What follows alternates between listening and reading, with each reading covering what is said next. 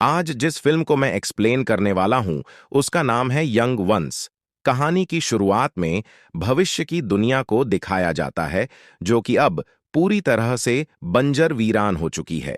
लोग पानी के लिए एक दूसरे की जान लेने के लिए तैयार हैं, क्योंकि इस दुनिया में सबसे बड़ी कमी अब पानी की है।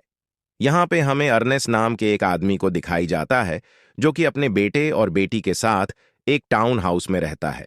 उसके पास यहाँ पर एक बहुत ही बड़ी जमीन है, जिसमें आज से कई साल पहले वो और उसके फादर खेती किया करते थे। तब यहाँ हरियाली हुआ करती थी, लेकिन उसके बच्चों ने उस हरियाली को कभी नहीं देखा था।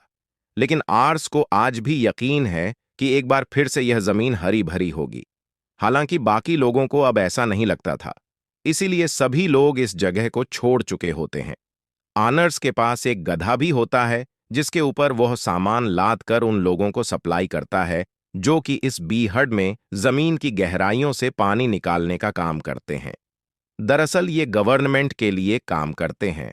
आर्नोस अपनी बेटी के साथ उनके पास जाता है और कहता है कि मुझे खेती के लिए पानी की जरूरत है, लेकिन वह साफ साफ इनकार कर देते हैं कि इतना पानी तुम्हें कोई भी नहीं दे सकता।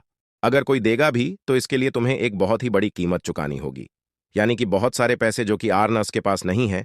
अब इसीलिए आर्नेस अपने बेटे और अपने खच्चर को लेकर घर के लिए वापस निकल पड़ता है, लेकिन रास्ते में उसके खच्चर की टांग टूट जाती है। अब वो चल नहीं सकता था, और अब इसीलिए आर्नस को ना चाहते हुए भी उसे मारना पड़ता है। अब क्योंकि इनका खच्चर मारा गया था, इसीलिए इन्हें एक नए खच्चर की जरूरत है। इसीलिए अगली सुबह अर्नेस अपने बेटे को लेकर एक जगह पर जाता है, जहां पर कि रोबोटिक एनिमल की बोली लग रही होती है। यहां पर सभी लोग बोली लगा रहे होते हैं। यहां पर फ्लेम नाम का भी एक आदमी होता है, लेकिन आर्नोस किसी तरह से इस रोबोटिक खच्चर को खरीद लेता है। अब उसके पास एक रोबोटिक एनिमल है, जो कि इनके काफी काम आने वाला था। इसके बाद अर्नेस्ट अपने बेटे को ले घर एक हॉस्पिटल जाता है, जहां पर कि आर्नेस की वाइफ, यानी कि उसके बेटे की मॉम है, जो कि एक खास फ्रेम के साथ ही चल सकती है। दरअसल उसका एक एक्सीडेंट हुआ था, जिस वजह से वो चल नहीं सकती, और उसे चलने के लिए इस तरह के खास फ्रेम की जरूरत है। अर्नेस अपनी वाइफ से मिलने के बाद अपने बेटे के साथ अपने घर की तरफ निकल पड़ता है, जहां रास्ते में उसे एक लड़का मिलता है, जिसका नाम रोबी है। रोबी की माली हालत काफ खराब होती है। उसके पास एक बच्चा भी होता है, जिसे वो बेचना चाहता था, क्योंकि उसके पास खाने पीने तक के पैसे नहीं हैं, और वह नहीं चाहता कि उसका बच्चा मारा जाए। लेकिन अर्नेस उसे ऐसा करने से मना करता है। वो कहता है कि तुम्हें हिम्मत नहीं हार चाहिए, और वो उसे पीने के लिए पानी भी देता है। अर्नेस को ये लड़का पहले से जानता है, वो उसकी बेटी को भी जानता था। वो अर्नेस को बताता है कि तुम्हारी बेटी का किसी के साथ अफेयर चल रहा है, जिसके बारे में तुम्हें कुछ भी नहीं पता। इस बात से अर्नेस को बहुत गुस्सा आता है। वो अपनी बेटी के पास जाता है कि तुम्हें मुझे बताना चाहिए था, जिस पर अर्नेस की बेटी के कहती है कि मैं अपनी जिंदगी की खुद मालिक हूं, मैं जो चाहूं वो कर सकती हूं। अर्नेस को बहुत गुस्सा आता है, इसलिए वो अपनी बेटी को घर में लॉक कर देता है।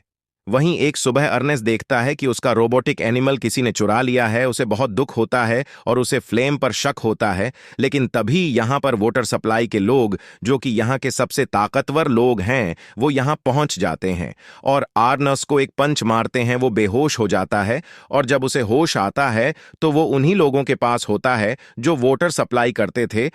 लेकिन किसी तरह से अनस अपनी गन को पकड़ लेता है और इन पर तान देता है, जिससे उसे इस जगह से निकलकर भागने का मौका मिल जाता है। अब वो फ्लेम को ढूंढने लगता है, क्योंकि उसे उस पर शक है, क्योंकि वो भी उस एनिमल को खरीदना चाहता था, और वो एक जगह उसे मिल भी जाता है। उसी ने उसका रोबोटिक एनिमल चुराया था, और फ्लेम ही वो आदमी था जिसने उसके रोबोटिक एनिमल से वाटर सप्लाई वाले लोगों का बहुत सारा पानी चुरा लिया था। उन लोगों के पास ले जाने लगता है, लेकिन धीरे धीरे उसकी बॉडी बहुत ज्यादा डिहाइड्रेट हो जाती है। वो दूर से अर्नेस को पत्थर मारता है, जिससे उसकी जान चली जाती है, और वो उसकी मौत को इस तरह से दिखाता है कि सबको ऐसा लगे कि रोबोटिक एनिमल ने उसे मारा है। इसके बाद वो रोबोटिक एनिमल और अर्नेस की बॉडी को छोड़कर सीधा उसके घर जाता है और उसकी बेटी से मिलता है। दरअसल फ्लेम ही वो लड़का होता है जिससे उसकी बेटी प्यार करती है। आर्न उसकी बेटी उसके साथ चली जाती है। वहीं दूसरी तरफ हमें आर्न के बेटे को दिखाई जाता है। जब वो देखता है उसके पिता पूरे दिन घर नहीं आते, तो वो अपने फादर को ढूंढने के लिए जाता है, जहां पर सबसे पहले उसे रोबोटिक एनिमल मिलता है, साथ ही कुछ वाटर बोतल भी। इस पूरे सीन को फिल्म ने इस तरह से दिखाया था कि देखने पर लगे कि अर्नेस्ट को उसके रोबोटिक एनिमल ने मारा है। इसलिए घर लाने के बाद उसका बेटा उस रोबोटिक एनिमल के टुकड़े करना चाहता है, लेकिन तभी यहां पर फ्लेम आ जाता है। वो उसे कहता है कि तुम्हें खुद को संभालना होगा। दरअसल वो उसे सिंपैथी दिखाता है। अब फ्लेम इनकी फैमिली का एक हिस्सा बन चुका है। वो आर्न के बेटे से कहता है कि मैं तुम्हारी बहन से शादी करना चाहता हूं। वो इस बारे में कुछ नहीं कहता क्योंकि अब कहीं ना कहीं वो भी उसे एक्सेप्ट कर चुका है।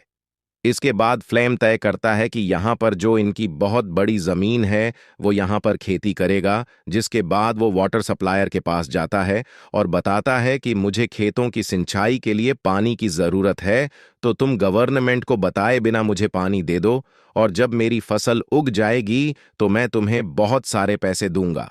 वो उसकी बात मान जाते हैं और फ्लेम को खेतों के लिए पानी मिल जाता है।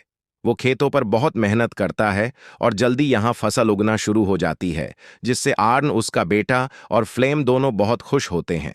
अब आर्न, उसका बेटा भी फिल्म से काफी इम्प्रेस हो चुका होता है, इसलिए वो उसकी बहन से शादी कर लेता है।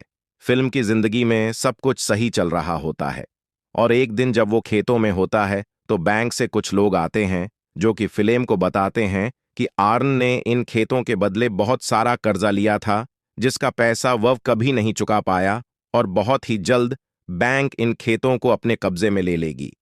फ्लेम को ही जानकर बहुत दुख होता है क्योंकि उसने इन खेतों के लिए बहुत मेहनत की थी। वह किसी भी कीमत पर वापस खेतों को अपने कब्जे में लेना चाहता है, इसलिए वो उस लड़के के पास जाता है जिसका नाम भी है, जो कि एक बार अर्नेस्ट को अपने बच्चे को बेचना चाहता था। वो जानता था कि वो अपने बच्चे को बेचना चाहता है, इसलिए फ्लेम उसके पास जाता है और उससे उसके बच्चे को बेच देने के लिए कहता है। रोबी अपनी वाइफ को बताए बिना ही कुछ लोगों को अपने बच्चे को बेच देता है, लेकिन यहां पर फ्लेम को पैसों की जरूरत है, इसलिए वो रोबी को मार देता है। और जब वो शूट कर रहा होता है तो एक गोली रोबोटिक एनिमल को भी लग जाती है, जिससे उसका एक पैर टूट जाता है। फ्लेम यहां से पैसे लेकर भाग जाता है और वहीं रोबोटिक एनिमल को दिखाया जाता है, जो कि लंगड़ा हुए हुए अपने मैन्युफैक्चरर के पास जाने लगता है, जिसे कि इसने बनाया था। दरअसल इसके सॉफ्टवेयर में कुछ प्रॉब्लम आ गई थी, इसलिए वो अपने मैन्युफैक्चरर के पास जा रहा होता है। अब अगले दिन फ्लेम को दिखाया जाता है, जो कि अपनी वाइफ के साथ बैठा होता है। वो बहुत खुश होता है क्योंकि उसने बैंक को पैसे चुका दिए हैं। यहाँ पर आर्ट्स के बेटे को यह लगता है कि फ्लेम ने रोबोटिक एनिमल को बेच दिया, जिसे बेचकर उसने ये पैसे चुकाए हैं। वहीं रोबोटिक एनिमल को दिखाया जाता है, जो कि बॉर्डर पार करके अपने उस मैन्युफैक्चरर तक पहुंच जाता है।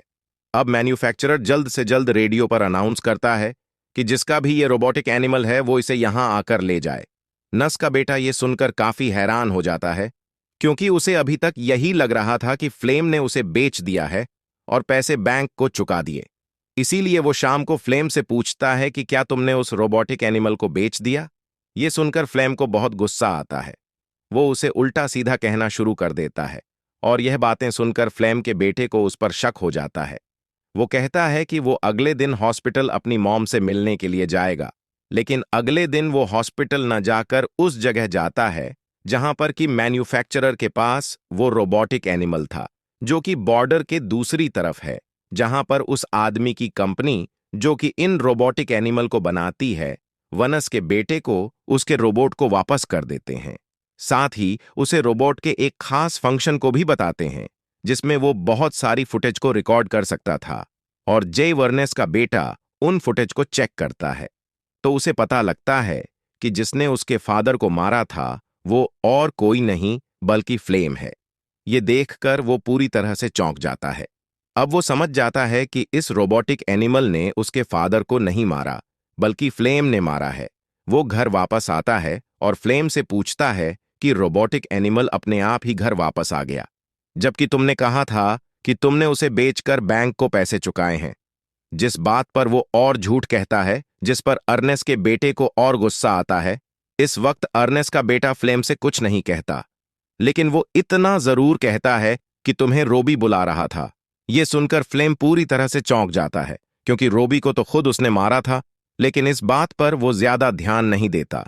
अगले दिन उसे एक लेटर आता है जो कि रोबी का था। जब फ्लेम उसकी आंखों को देखता है तो वो समझ जाता है कि आर्न उसके बेटे को सब पता चल गया है।